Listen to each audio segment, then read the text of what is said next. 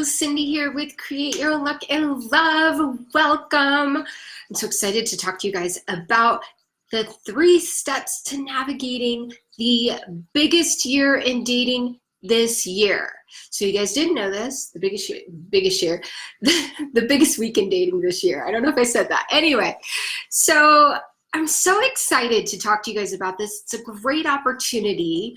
If love is one of your top priorities, or you've been out there, you've been dating for a while, well, this is a great time for, it's kind of like hitting the refresher screen on your computer, and a great time to recommit and grab some excitement around your love life. Seriously. So what does that look like? Well, let me share with you. First off, if you're not online and your interest is in meeting someone and meeting the right person and creating a great relationship, online dating is the #1 way people are connecting today. So that is true. And this, yesterday alone, Match.com expected, I think it was over 100% increase in new users on their site, as well as Bumble is expecting a 30% increase. Last year, Coffee Meets Bagel reported a 75% increase on Love Sunday, which was yesterday alone. That means that there are a lot of people looking for love with Valentine's Day right around the corner. So here's the best way to navigate. If you're, first thing, I want to pre-qualify this by saying, and if you've been online for a while, you're feeling like, the connections that you're having are a little bit stale, or you're on Bumble and you're not, you run out of matches really quickly, delete that profile and open up a brand new profile that puts you higher on the algorithms. Also, change a word every week in your profile too, and make sure you're putting your best foot forward. You have pictures where you're smiling, you're looking directly in the camera, you have bright colors that you're wearing.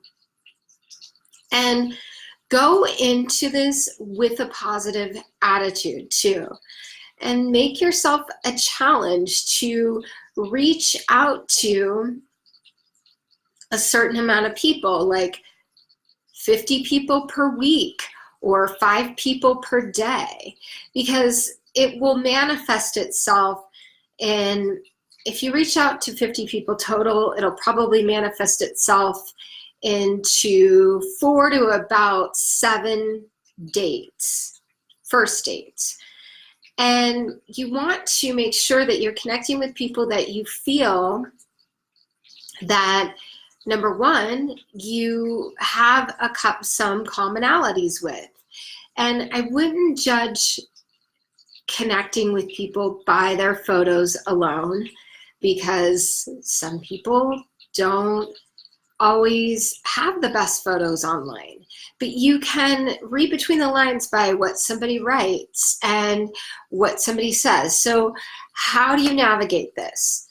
That's the first step, connecting with people and, sending a compliment or asking them about something in their profile. You're really looking for a conversation starter.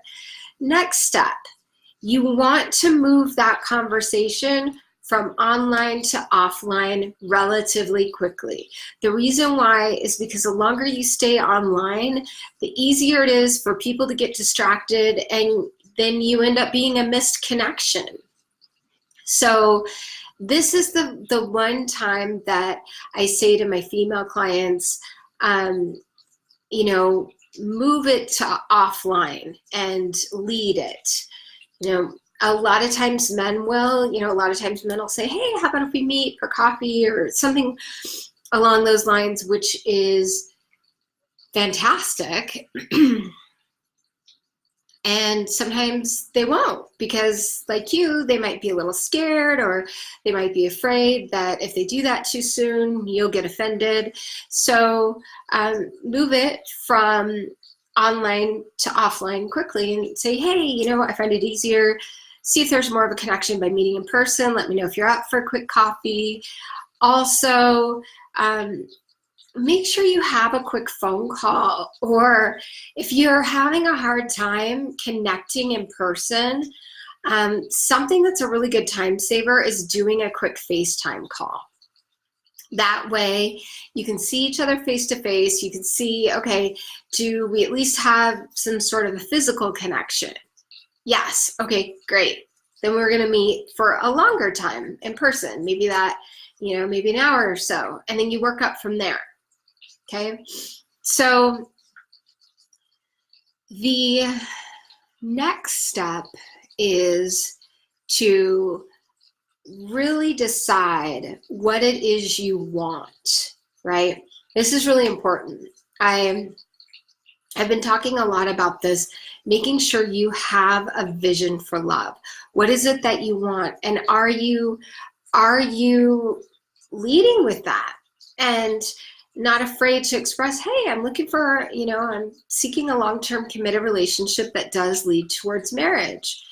And, you know, moving forward from there. So, or whatever's true for you. And I think, you know, oftentimes we can get afraid of that, but know that a lot of people are out there, they're wanting to date and they want to meet the right one. Most men, just like women, want to meet the right person for them.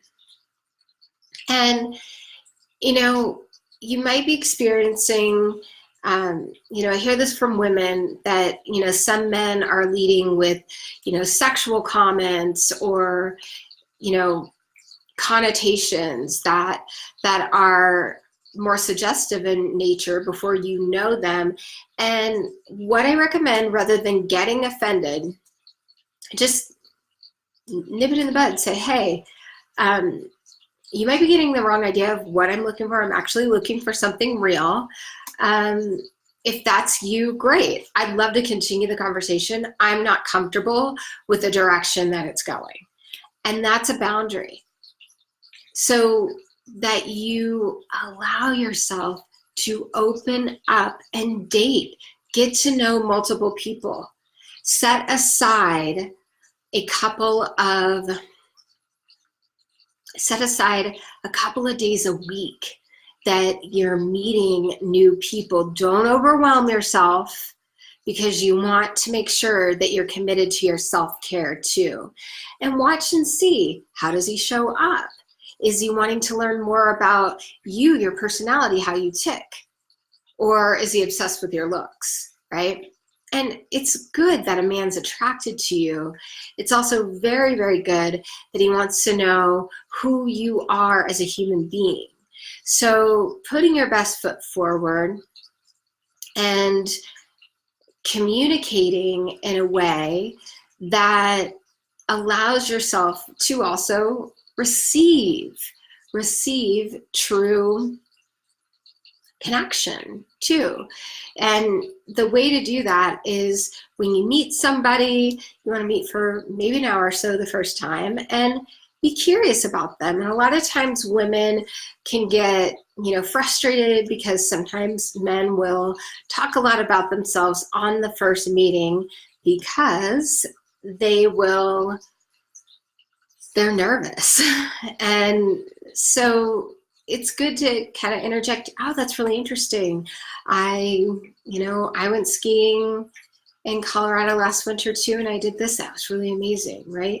So that, you know, and coming through from yourself, you're being from a place of neutrality, a place of curiosity, a place of, you know, wanting to know who this person is, so that you can create the kind of connection that you deeply, deeply desire.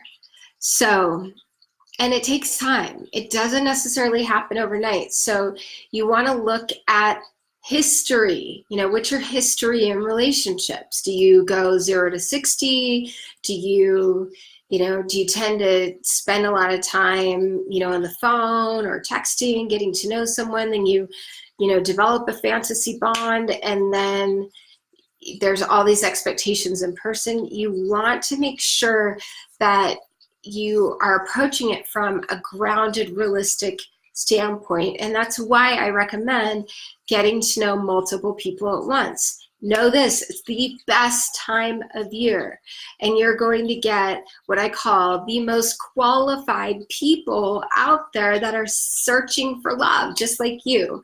So I'm curious, was this helpful? Write in the comments below.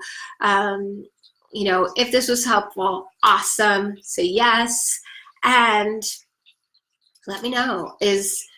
Are you out there dating? Did you notice anything different between yesterday and today as far as the more people online or not? I'm curious. Let me know. Just post in the comments, and know that your post could really, really help someone else. So I appreciate you for being brave, putting yourself out there, sending you so much love. Have an amazing rest of your day, and I will see you on Wednesday.